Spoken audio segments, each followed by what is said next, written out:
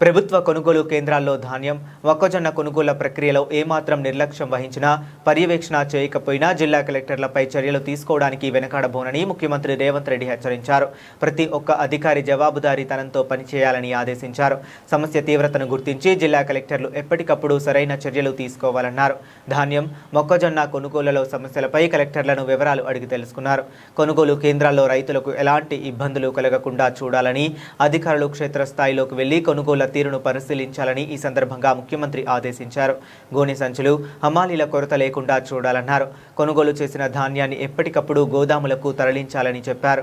ఒప్పందం మేరకు లారీలను అందుబాటులో ఉంచని కాంట్రాక్టర్లపై క్రిమినల్ కేసులకు వెనకాడొద్దని అన్నారు. గోదాముల సమస్య ఉన్నట్లు తెలుస్తుందని, అవసరాన్ని బట్టి తాత్కాలిక ఏర్పాట్లు చేసుకోవాలని చెప్పారు.